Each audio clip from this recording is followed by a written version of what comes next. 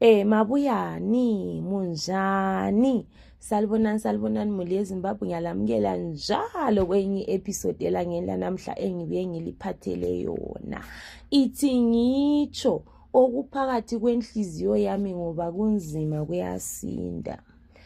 Sabona macho, ithi ngitsho okuphakathi kwenhliziyo yami ngoba ngiyasindwa. Angizake ngatshela umuntu le indaba yikuqala khonapha. Mhlawumbe inhliziyo yami ingabhodla ukuthukuthela ngaphakathi. Ngangisithi ngizama impilo, yona yangizama ngempela. Angisela mathe emlomeni. Ukuthwala kulula, kodwa mawungasafuni kunzima ukuthola umuntu okusizayo. Ngisizeni bomuli yeZimbabwe. Ngiyakwazi ukuthi yimi engahamba ngazidingela umlilo. Nanku usungitshisa. Mina ngathi ngiqeda isikolo euniversity, ngadinga umsebenzi ngaze ngabeka phansi. Ngile minyaka engu-38. Ngile 8 years ngathwala. Ngingumfazi, igama lami nguSihle. Kodwa abaningi abalazi. Ngibizwa nge-nickname kakhulu. Angisoke ngisho igama lakhona.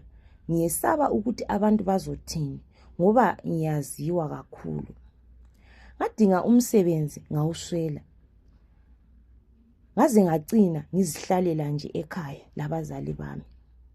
Umngane wami engangifunda la euniversity nguye owangitshela indaba yokutshonisa imali.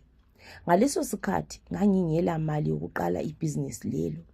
Ngathatha impahla zami eziningi, ngathengisa kanye lezicathulo le-laptop lokunye okuningi engangilakho. Kwathengwa, kodwa imali yakhona ayingijabulisanga. Ngazuza abantu ababefuna imali, ngayitshonisa. Out of abantu labo, 2 yibo ababhadalayo, abanye bangitshela izitori. Into eyangibambayo, ngangikhangelele ukuthi lami ngizosukuma khonapho.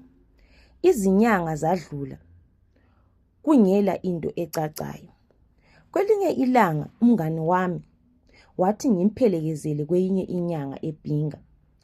Ngahamba kodwa ngangizitshela ukuthi ngikhaphena, mina angisoke ngingene phakathi.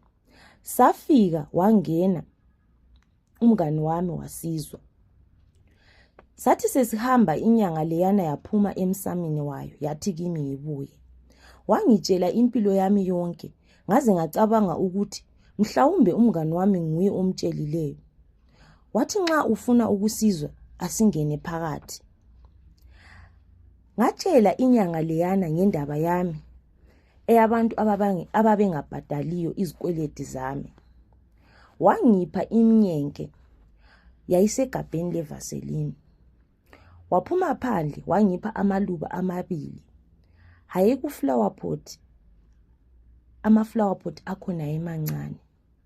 Wathi ngifika ngizafaka imnyenke phakathi kwamaluba lawana. Ngizakhulumela engangufuna. Njengomuntu owayesebunzimeni, ngabona kungcono kanti ngangiziwosa.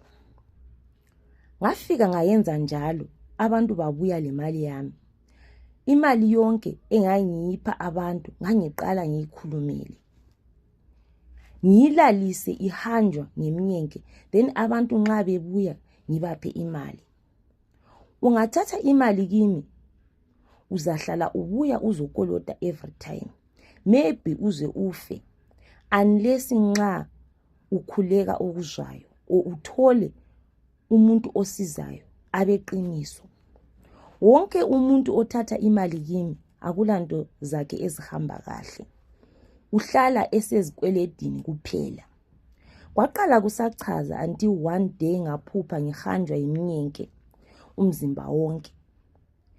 Nxa ngivuka ekuseni, ngangivuka umzimba utshelela ungathi lidelele. From that day up to now, yiyo impilo yami. Ngiphupha ngihanjwa yimnyenke ubusuku bonke. Ngivuka ngitshelela umzimba wonke. Ngile smell enukayo kubi. Noma ngingafaka iperfume ebizayo akusizi. Lokho ngathwalayo angizake ngikhonjiswe. angiyendanga, angilamntwana, ngile mali, lezimota, ngilezindlu, kodwa sengizwile ngokuhanjwa. Ngimuhle, ngile structure, abaningi nxa bengibona bafisa ukuba yimi, kodwa abakwazi engihlangana lakho. Ngile room ehlala ama-flower pots alamaluba leminyenke phakathi. Kunzima ngoba angila mthabo. Ukuhlala ngedwa endlini engaka ungela mthabo kubuhlungu.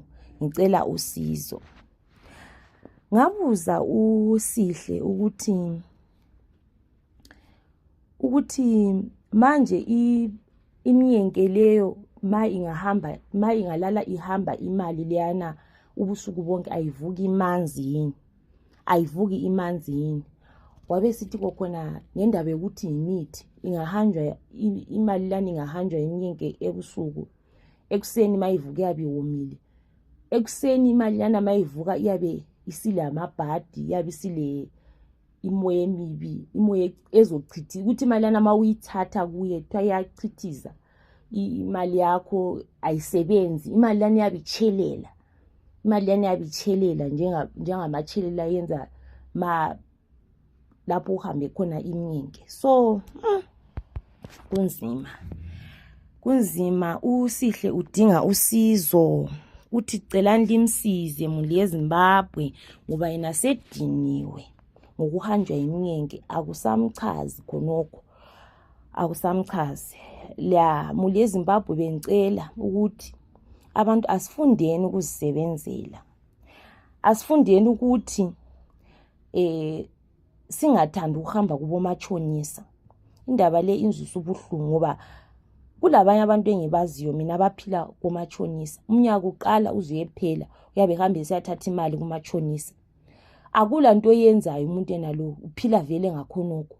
So ngathi ngisizwa i-confession le kwambamba ngoba ngabona ukuthi sometimes izinto ezinje so ma usuzizwa ziya-connect ama-dots, uyabona la ukuthi that is why umuntu lwana etshona komatshonisa each and every time.